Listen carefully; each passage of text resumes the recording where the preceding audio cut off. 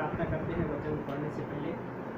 प्यारे पिता परमेश्वर, हम धन्यवाद करते हैं प्रभु जी इस दिन के लिए। लॉर्ड पिता, हम आपके उस अनुग्रह के सिंहासन के पास आते हैं परमेश्वर, जिस सिंहासन से परमेश्वर कंटिन्यू वो अनुग्रह वो झरने की तरह बहते रहते हैं परमेश्वर, क्योंकि आप वो सोता है परमेश्वर जिसका कोई अंत नहीं है प्रभु, नो एंड है प्रभु।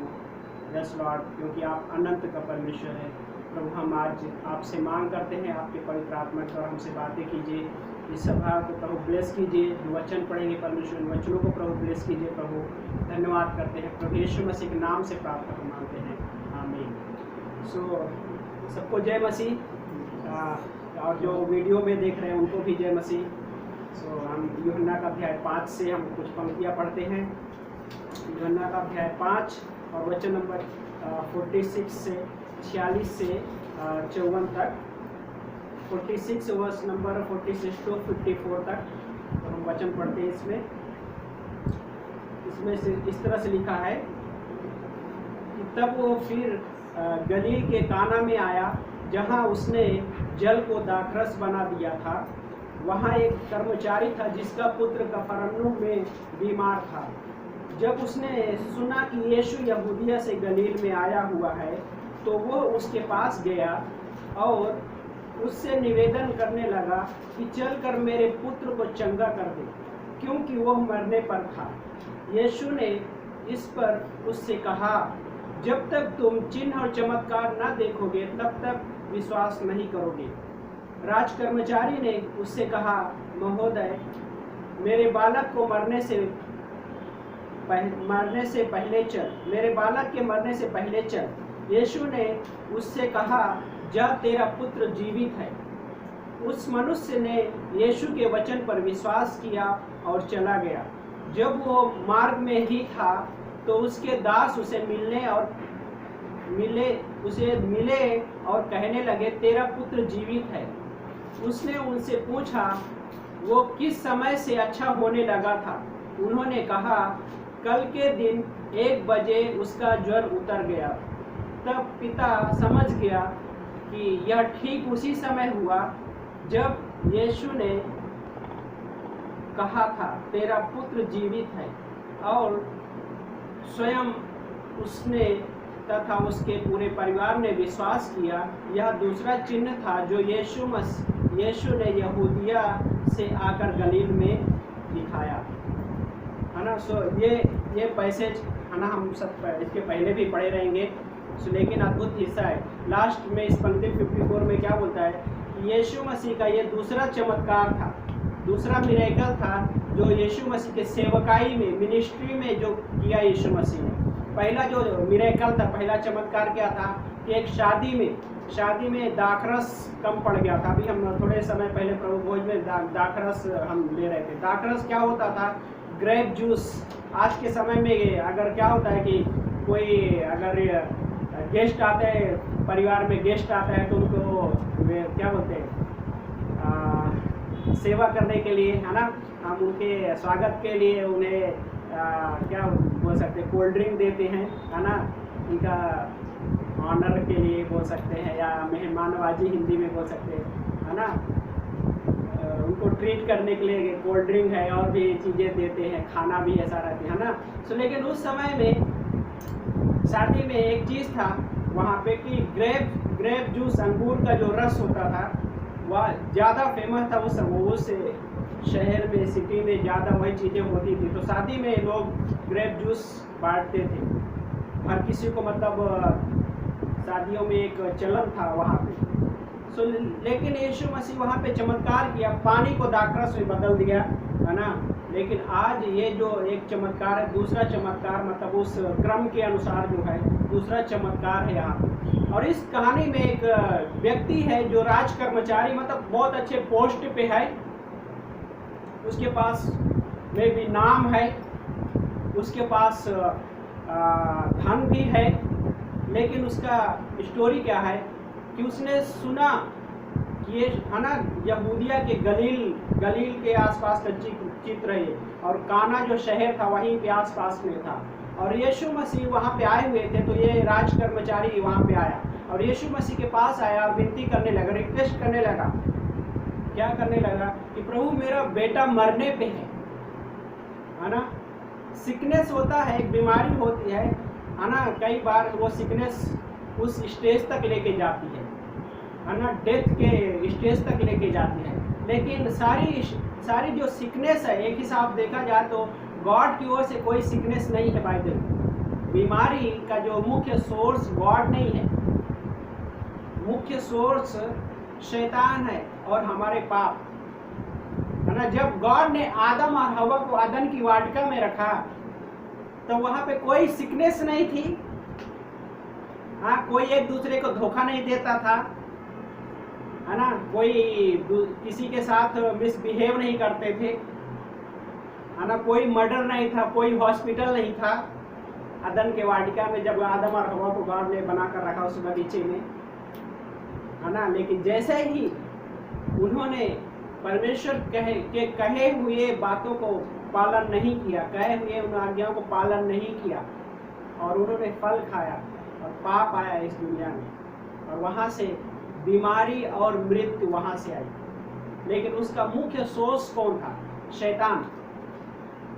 लेकिन यहाँ पे उस कर्मचारी का जो बेटा है ना, उसके बारे में ये नहीं लिखा कि उसके कितने और बच्चे थे, बट ये है कि उसका बेटा बीमार है और बीमारी क्या बोलते हैं कि वो मरने पर है ना। लेकिन यहाँ पे एक डॉक्टर है, फिजिशियन, है ना। और वो क्यों वहां पे आया उसके पास? क्योंकि मरकुस का अध्याय में, लूका का अध्याय 5 और वचन नंबर 15 में, वहां पे भी एक व्यक्ति को यीशु मसीह ने चंगा किया। और वो कैसे चंगाई थी? कोढ़ से चंगाई किया, लेप्रेसी, है ना।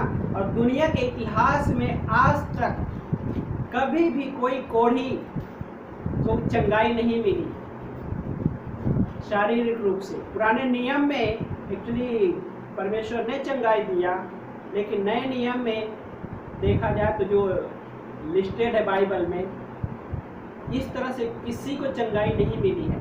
लेकिन यीशु मसीह ने कोढ़ी को चंगाई दिया और उसकी चर्चा बाय द वे यीशु मसीह के बारे में लोग जानते थे वहाँ पे, और लोग जानते थे। और वचन नंबर 15 में लिखा हुआ है, वहाँ पे बोलता है कि उसकी चर्चा दूर दूर तक फैलती जा रही थी। लूका का अध्याय 5 वचन नंबर 15 में इस तरह से कहता है कि उसकी चर्चा दूर दूर तक फैलती जा रही थी और बड़ी भीड़ उसकी सुनने और अपनी बीमारियों से चंगाई पाने के लिए इकट्ठी हो रही थी। क्या? उसकी सुनने, मतलब क्या सुनने के लिए? वचन सुनने के लिए, उपदेश सुनने के लिए और बीमारियों से चंगाई पाने के लिए बहुत बड़ी भीड़ इकट्ठा हो रही थी, है ना। क्योंकि यीशु मसीह वो जीवित परमेश्वर है और प्रभु यीशु मसीह इस वचन से पहले यीशु मसीह ने एक कोढ़ी को छुआ और चंगा हो गया कोढ़ी। और यहाँ पे व्यक्ति यूहन्ना का 4 अध्याय में एक राज कर्मचारी आता है यीशु मसीह के पास और विनती करता है, रिक्वेस्ट करता है, प्लीज, है ना। बोलते हैं सर प्लीज मेरे बेटे को आप बचा लीजिए, मरने पर है। लेकिन यीशु मसीह वहाँ पे एक सेंटेंस कहते हैं, वो क्या वचन कहते हैं? और वो वचन क्या बोल रहा है कि वचन नंबर 48 में कहते हैं कि यीशु ने इस पर उससे कहा, जब तक तुम चिन्ह और चमत्कार ना देखोगे तब तक विश्वास नहीं करोगे। यहाँ पे एक अनबिलीफ है, वहाँ पे वो क्राउड है, वहाँ पे सिर्फ एक हिसाब से ये राज कर्मचारी नहीं है, एक जगह पे यीशु मसीह पहुंचे हुए वहाँ पे, और वहाँ पे भी क्राउड है। लेकिन क्राउड में ऐसे लोग हैं कि वहाँ पे उनके मन में अनबिलीफ है, अविश्वास है। और ये अविश्वास की वजह से यीशु मसीह क्या बोल रहे हैं कि जब तक तुम चिन्ह चमत्कार नहीं देखते हो तब तक विश्वास नहीं करते। मिरेकल्स, वंडर्स, है ना। इस दुनिया में लोगों को वंडर्स चाहिए, है ना, आश्चर्य कर्म चाहिए। आश्चर्य कर्म देखने के लिए हर एक व्यक्ति के हृदय में एक इच्छा है ना। मुंबई में तो खासकर कैसा एक छोटा सा समूह, है ना, समूह कहा जाए, ग्रुप कहा जाए, कुछ चीजें अलग सी चीजें होते हुए देख के लोग इकट्ठा हो जाते हैं, है ना। रेलवे स्टेशन पे अगर कुछ चीज़ें ऐसी हो गई, कोई दो चार इकट्ठा है बीच में कि वो कोई व्यक्ति, वहाँ पे लोग देखेंगे अरे क्या हो रहा है ना, वहाँ पे इकट्ठा हो जाते देखने के लिए क्या है ना। क्योंकि वंडर्स देखने के लिए क्यों इंसान के अंदर एक इच्छा होती है, क्योंकि गॉड ने उसको डिजाइन किया है, किसी इंसान ने डिजाइन नहीं किया है। लेकिन उस गॉड वंडर चमत्कार करता है, लेकिन उस चमत्कार के पीछे गॉड कुछ और चाहता है। गॉड लाइफ को बदलना चाहता है, एक जीवन देना चाहता है जिस जीवन का अंत नहीं है, एंड नहीं है जिस जीवन का। और यहाँ पे प्रभु यीशु मसीह ने उस बात को एड्रेस किया कि जब तक तुम चिन्ह और चमत्कार नहीं देखते हो तब तक विश्वास नहीं करो, है ना। पौलुस ने पहला कुरिन्थियों का 1 अध्याय वचन नंबर 22 में पौलुस ने कहा, क्योंकि यहूदी चिन्ह मांगते हैं और यूनानी ज्ञान की खोज में रहते हैं, है ना। जूस जो थे उनको मिरेकल्स चाहिए, लेकिन जो ग्रीक थे, ग्रीक यूनानी, उनको नॉलेज चाहिए। बाय द वे अभी भी वही चीज़ें हैं इस दुनिया में। नॉलेज के बारे में किसी को पूछो, नॉलेज चाहिए, हाँ चाहिए उसको नॉलेज। और उस नॉलेज को पाने के लिए बहुत सारा पैसे खर्च कर देते हैं लोग, है ना। यह सेकुलर ज्ञान चाहिए, कॉलेज स्टडी चाहिए। ऐसा नहीं है कि कॉलेज की स्टडी के लिए हम मना कर रहे, नहीं, हम मना नहीं कर रहे किसी को कि कॉलेज का जो स्टडी है नहीं करना चाहिए, है ना। लेकिन एक ज्ञान, मतलब यीशु मसीह बताना चाह रहे, पौलुस बताना चाह रहे हैं कि वो जो ज्ञान है, उस ज्ञान के द्वारा लाइफ वो जीवन नहीं मिल सकता। कौन सा जीवन? जो परमेश्वर की ओर से जीवन है ना। और पौलुस उसी चीज़ को एड्रेस कर रहा है। पौलुस बोलता है यहूदी तो चिन्ह चमत्कार की मांग करते हैं, यूनानी ज्ञान की खोज में, लेकिन पौलुस बोलता है परंतु हम तो क्रूस पर चढ़ाए गए यीशु मसीह का प्रचार करते हैं। उस क्रूस पे कौन गया है उसके बारे में हम संदेश बताते, क्योंकि वो गुड न्यूज़ है, क्योंकि वो सुसमाचार है, क्योंकि वो सुसमाचार में वो पावर है। और वो पावर इस तरह का है कि वो लाइफ प्रोड्यूस करता है। और यहाँ पे प्रभु यीशु मसीह ने उस व्यक्ति से क्या कहा, जा तेरा पुत्र जीवित है। जैसे उस व्यक्ति ने कहा इस वचन में कि महोदय मेरे बालक के मरने से पहले चल, दूरी थी, डिस्टेंस था, जहाँ पे उसका बेटा था और यीशु मसीह जहाँ पे थे वहाँ का डिस्टेंस था। लेकिन वहाँ पे यीशु मसीह ने कहा जा तेरा पुत्र जीवित है। और बाइबल कहता है कि वैसे ही वो गया, लेकिन जाने से पहले उसने एक चीज किया। क्या किया उसने पता है? उस कहे हुए वचन पे उसने विश्वास किया। एक चीज पहला क्या है, यीशु मसीह के पास वो अथॉरिटी है, वो अधिकार है कि वो लाइफ देने के लिए अधिकार है ना।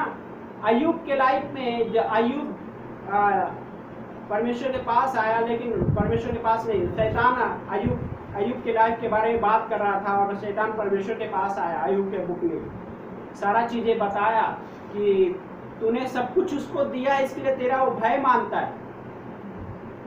हाँ, इस राज कर्मचारी के पास बहुत सारा था, धन था, नाम था, फेमस एक कह सकते हैं, ऐसा भी रहा होगा वो।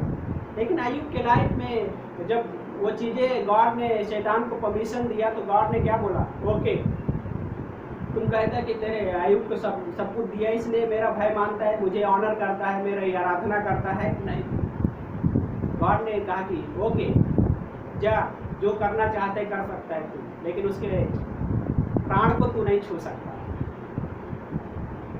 है ना, उसके प्राण को नहीं छू सकता। सो डेथ और जीवन, लाइफ और डेथ किसके हाथ में है? गॉड के हाथ में। सिकनेस शैतान लेके आ सकता है, लेकिन सिकनेस से चंगाई देने के लिए सिर्फ गॉड चंगाई दे सकता है। शैतान सिकनेस से कभी चंगाई नहीं दे सकता, इम्पॉसिबल, है ना। और ये सिकनेस इस तरह से है इस व्यक्ति के बेटे के जीवन में कि वो मरने पर है, लेकिन यीशु मसीह ने उसे क्या कहा, तेरा पुत्र जीवित है, जा तेरा पुत्र जीवित है। और यीशु मसीह के कहे हुए उस वचन पे उसमें क्या था, एक अथॉरिटी है, और उसके कहे हुए जो वर्ड है वो रेमा वचन है। रेमा ग्रीक भाषा में रेमा वचन, रेमा मीन्स लाइफ है, उसमें जीवन है ना। बायोस लाइफ नहीं, जॉय लाइफ है ना। बायोलॉजी, बायोलॉजी शब्द कहाँ से आया? बायोस से। मतलब उसको किस तरह से परिभाषित करते हैं कि निर्माण किया हुआ जीवन। हमारा जीवन बाय द वे निर्माण किया हुआ जीवन नहीं है। आदम को गॉड ने बनाया तो बनाने के बाद मिट्टी था, वो एक मेसी का आकार था, लेकिन गॉड ने उसके नथनों में खुद का जीवन का श्वास फूका और बाइबल कहता है कि वो जीवित प्राणी बन गया। और आज इस दुनिया के हिस्ट्री में, दुनिया के हर एक व्यक्ति के जीवन में आप और हम देखते हैं कि हर एक व्यक्ति सांस कैसे लेता है? नाक के द्वारा, है ना। क्योंकि गॉड ने उसके आदम के नथनों में, बाइबल बोलता है कि नाक में खुद के जीवन का श्वास फूका, तब वो जीवित प्राणी बन गया, है ना, जीवित प्राणी बन गया। तो निर्माण किया हुआ जीवन नहीं, वो निर्माण किया हुआ जीवन कौन सा? बायोस। उसमें से, है ना, बहुत सारी चीजें प्रैक्टिकल क्या बोलते हैं, मेथड के तरीके से उसमें एक लाइफ प्रोड्यूस करते हैं, बट वो लाइफ का एंड है। लेकिन गॉड ने हमें जो जॉय लाइफ दिया, रेमा वचन कह के, रेमा वचन में एक जीवन है, और वो जीवन हमारे लिए वो जीवन बन जाता है जो गॉड की ओर से है। और यहाँ पे उसके पुत्र को यीशु मसीह ने क्या कहा कि जब तेरा पुत्र जीवित है, और उसने विश्वास किया, यीशु मसीह के कहे हुए वचन पर उसने विश्वास किया, और विश्वास के बाद वो गया। जब रास्ते में था तो उसके कुछ सर्वेंट, नौकर आके कहा, उसको बताया कि तेरा पुत्र जीवित है। इस छोटे से हिस्से में 3 बार वो सेंटेंस है, तेरा पुत्र जीवित है, तेरा पुत्र जीवित है, तेरा पुत्र जीवित है। ये सेंटेंस 3 बार है, क्योंकि यीशु मसीह ने कहा तेरा पुत्र जीवित है ना। इसलिए उसने एक बार कहा, यीशु मसीह ने एक बार कहा। भजन संहिता 62 अध्याय वचन नंबर 11 में, 62 वर्स नंबर 11 में क्या कहता है? पढ़िए एक जन।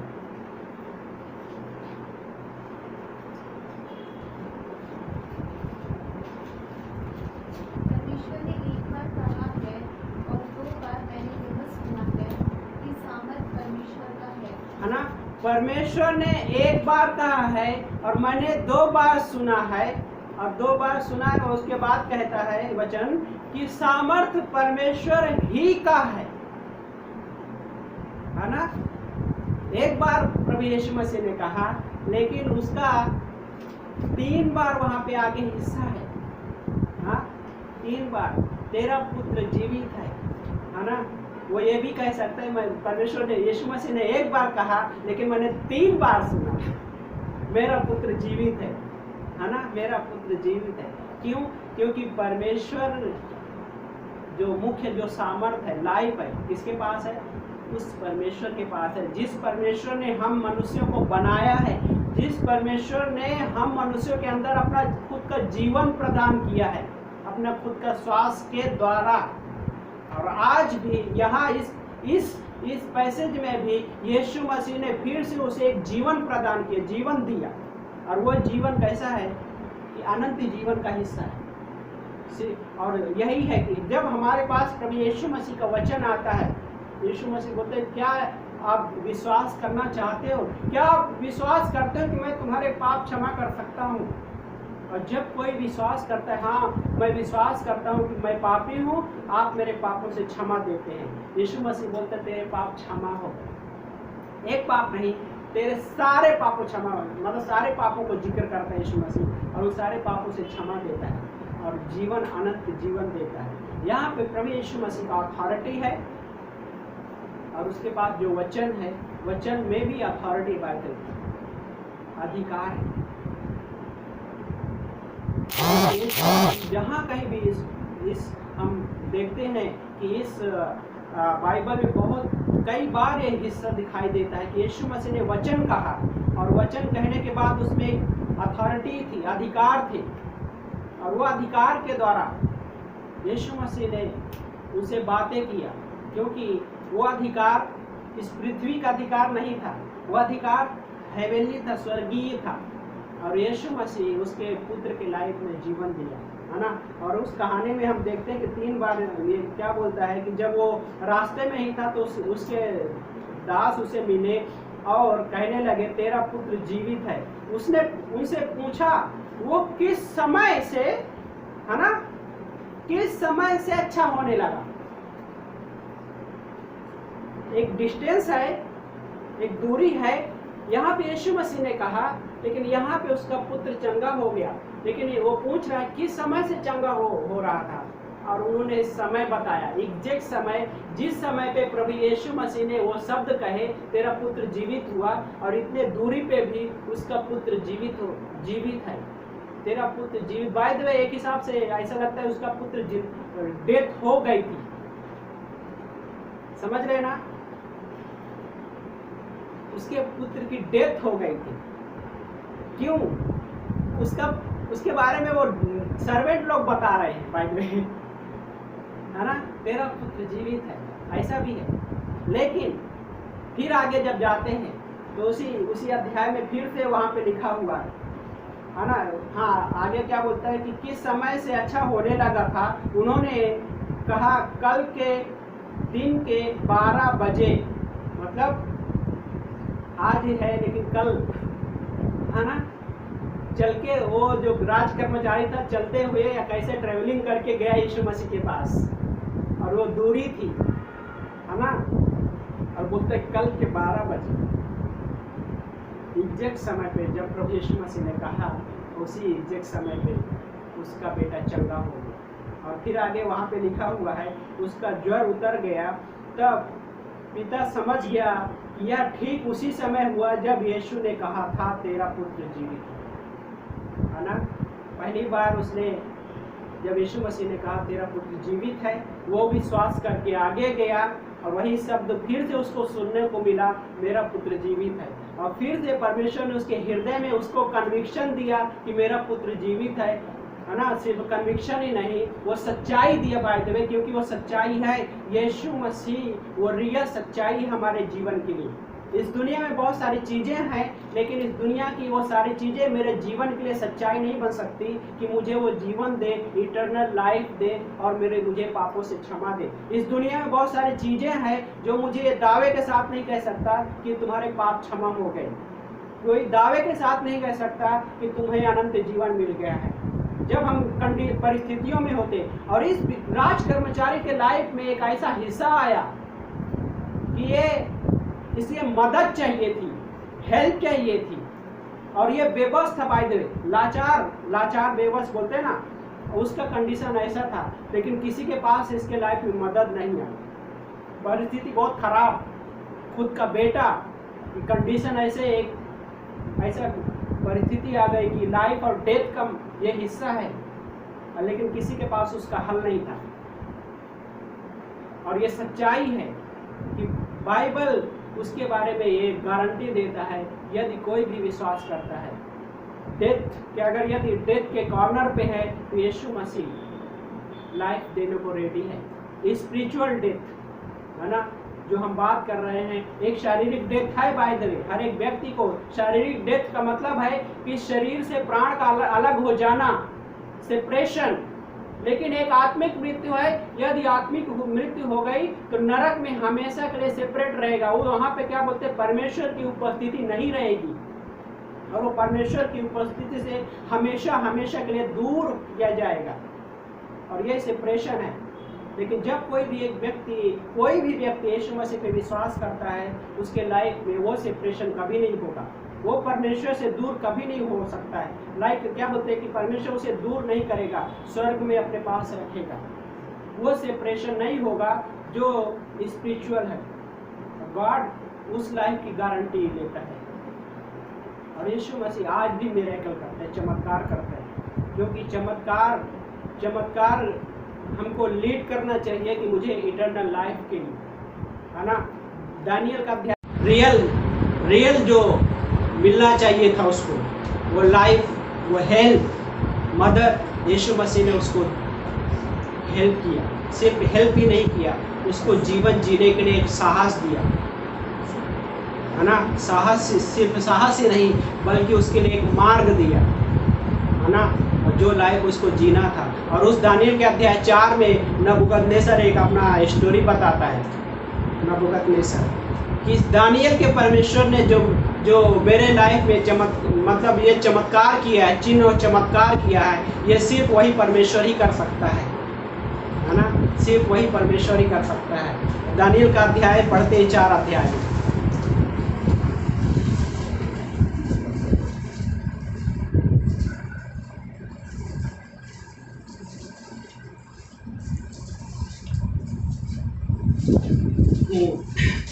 दानियल का अध्याय 4 वचन नंबर 1 से आगे पढ़ता हूँ मैं। पहली पंक्ति से लिखा है कि सारी पृथ्वी पर रहने वाले देश जाति तथा भिन्न भिन्न भाषा के सब लोगों को नबूकदनेस्सर राजा की ओर से तुम्हें सुख और सुख शांति बहुतायत से मिले। यहाँ पे नबूकदनेस्सर किंग है और वो क्या बोलता है कि सारे लोगों के लिए, क्या बोलता है उसमें, देश जाति भिन्न भिन्न भाषा के सब लोगों को, है ना, क्या बोल रहा है कि हर एक लैंग्वेज के लोग, है ना, कोई भी लैंग्वेज का क्यों ना हो, कोई भी राष्ट्र का क्यों ना हो, कोई भी जाति का क्यों ना हो, इवन ये नबूकदनेस्सर क्या बोल रहा है यहाँ पे, और बोलता है कि सुख और शांति बहुतायत से मिली। और फिर उसके बारे में बता रहा है कि कहाँ से ये सुख और शांति का हिस्सा बता रहा है। बोलता है कि मुझे यह उचित जान पड़ता है कि उन चिन्हों और अद्भुत कार्यों को प्रकट करूं। कौन सा चिन्ह और अद्भुत कार्य? जो परमेश्वर ने किया है। हाँ, और आगे बोलता है कि जिन्हें परम प्रधान परमेश्वर ने मेरे लिए किया है। हाँ, ये व्यक्तिगत बोल रहा है कि गॉड ने मेरे लिए किया है। कौन सा? चिन्ह और अद्भुत कार्य, वंडर्स, मिरेकल्स जो गॉड ने किया, वो तो मेरे लिए किया। हाँ, और देन आगे बोलता है वहां पे कि उसके चिन्ह कितने महान हैं, जो गॉड के मिरेकल्स कितने महान है, ग्रेट है वो, है ना। और आगे बोलता है और उसके अद्भुत कार्य कैसे सामर्थ्य से भरे हैं, जो परमेश्वर के वंडर्स भरे जो कार्य हैं, वर्क्स है, क्या बोलते हैं उसमें, सामर्थ्य से भरे हुए, सामर्थ्य है उसमें। और देन आगे बोलता है उसका राज्य सनातन का है, उसका राज्य किंगडम कैसा है, इटर्नल, अनंत के लिए उसका किंगडम है। यीशु मसीह जब इस पृथ्वी पे थे, पिलातुस के सामने यीशु मसीह खड़ा है, इस पिलातुस ने क्या कहा कि क्या सच्चाई है, क्या ट्रुथ है, बता मुझे। यदि तू ट्रुथ मुझे बताता है तो मेरे पास अथॉरिटी है कि मैं तुझे बचा भी सकता हूँ क्रूस पे जाने से। ट्रुथ पूछा। यीशु मसीह ने क्या बोला, अगर मेरा राज्य यहाँ का होता तो मेरे सैनिक लड़ाई करते। हाँ, यीशु मसीह ने उस ट्रुथ के बारे में बताया एक ही साथ, लेकिन पिलातुस ने उस सच्चाई को नहीं सुनने से इनकार कर दिया, उस सच्चाई को। लेकिन परमेश्वर के पास वो सच्चाई है। और यहाँ पे नबूकदनेस्सर वहाँ पे बात बता रहा है और बोलता है कि उसका राज्य सनातन का है ना, परमेश्वर का किंगडम अनंत का है, और वो अनंत हमारे अंदर डाला है। और एक जगह लूका के अध्याय में बोलता है किंगडम इन यू, वो राज्य तुम में है। किसमें? यदि कोई भी यीशु मसीह के नाम में विश्वास करता है तो उसके बोलता है कि किंगडम इन यू, तुम में वो राज्य है। परमेश्वर अपने राज्य को हमारे अंदर रखा है। और वो क्या है? क्योंकि हम स्वर्ग के लिए बनाए गए।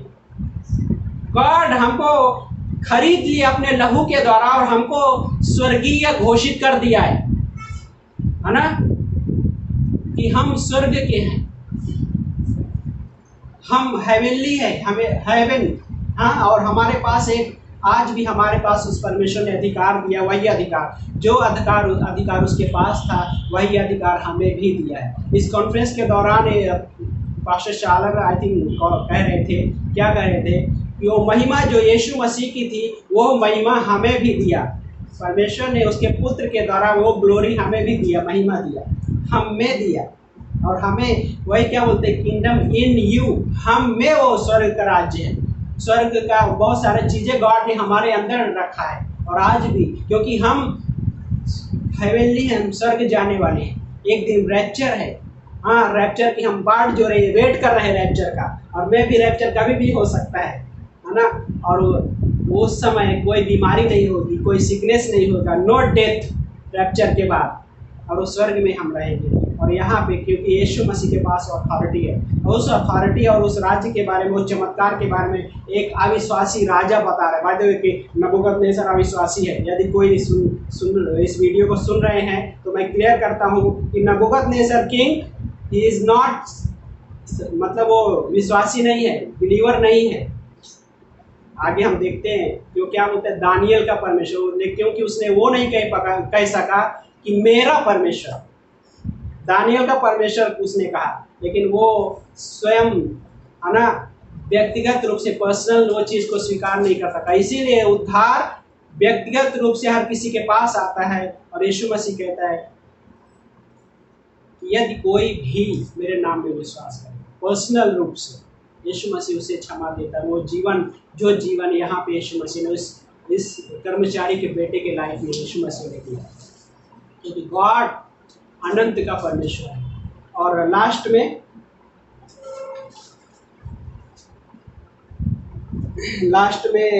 क्या बोलते हैं कि एक पंक्ति,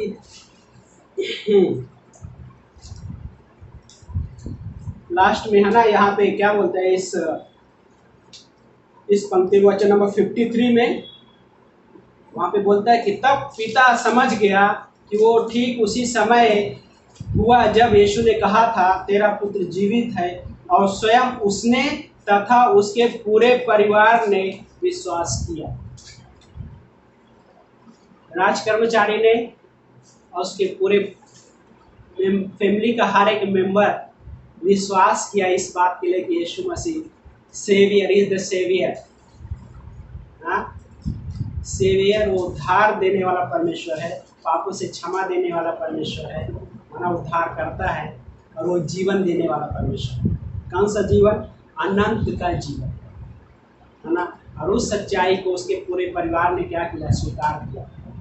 क्योंकि आज भी यीशु मसीह चमत्कार करता है, आज भी यीशु मसीह पापों से क्षमा देता है, क्योंकि वो सेवियर है।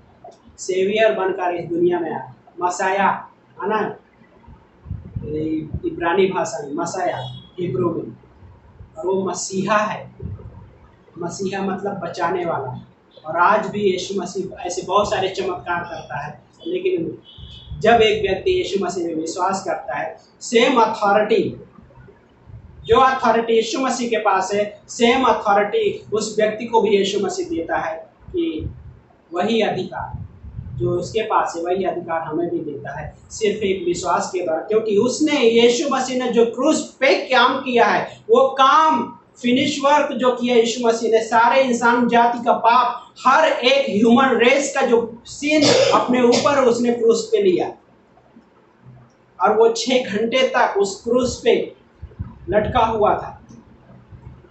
और इस प्रकार से हर एक का जो पाप का जो कर्ज पे किया उसने, और वो उसको कब्र में दफनाया गया, तीसरे दिन जी उठा। और जो कोई भी उसके उस किए गए क्रूस पे काम पे, उस पर विश्वास करता है यीशु मसीह के नाम पे, और यीशु मसीह उसे उद्धार देता है, अनंत जीवन देता है। यीशु मसीह आज भी वो चमत्कार कर रहा है, आज भी लोगों के जीवन बदल रहे हैं, आज भी, क्योंकि वो परमेश्वर अनंत का परमेश्वर है। कल, आज और युगान युग एक सा है। इब्रानियों का 13 5 से 8 के बीच में पंक्ति है। कल, आज और युगान युग एक सा परमेश्वर कभी ना बदलने वाला परमेश्वर आज भी जीवित है, और आज भी हमसे बातें करना चाहता है। आप कहीं भी, किसी भी कोने में क्यों ना हो, प्रभु यीशु मसीह आपसे बात करना चाहता है। यदि आप उससे बात कर सकते हैं। आप बात कैसे? यदि आप उसके नाम में विश्वास करते हैं तो आपसे वो बातें करना चाहता है, एक छोटे से विश्वास के द्वारा। क्योंकि यीशु मसीह जीवित परमेश्वर है, और आपके पाप क्षमा करना चाहता है, और आपको चंगाई देना चाहता है। उन सारे चंगाइयों के साथ साथ बहुत सारे बंधनों से आज़ाद करना चाहता है, जो हम बहुत सारे बंधनों में बंधे हुए होते हैं, हमारे संस्कृतियों के बंधनों में बंधे होते हैं, हमारे जीवन के बहुत सारे जीवन में बहुत सारे बंधन होते हैं जिसके हम गुलाम होते हैं। बहुत सारी चीज़ें होती है लाइफ में जो हमको हमारे काम उन सारे बंधनों से हमको छुटकारा नहीं दे सकता। लेकिन यीशु मसीह का प्रेम, यीशु मसीह का क्रूस पे किया गया हुआ वो काम वो सारे बंधनों से छुटकारा देता है, क्योंकि वो सच्चा परमेश्वर और जीवित परमेश्वर है। आज भी आपको नाम लेकर पुकारता है, और जहाँ कहीं भी आप हैं तो आज ये यीशु मसीह को उद्धारकर्ता के रूप में स्वीकार कर सकते हैं और मेरे साथ एक छोटी सी प्रार्थना भी कर सकते हैं। सो आमीन। सो आप जहाँ कहीं भी हम सब मिल के प्रार्थना करते हैं इस समय। प्रभु जी धन्यवाद करते परमेश्वर, आपकी महिमा प्रशंसा करते लॉर्ड, इस दिन के लिए, इस समय के लिए लॉर्ड आपको ऊंचा उठाते हैं परमेश्वर कि आज भी आप चमत्कार करते हैं परमेश्वर।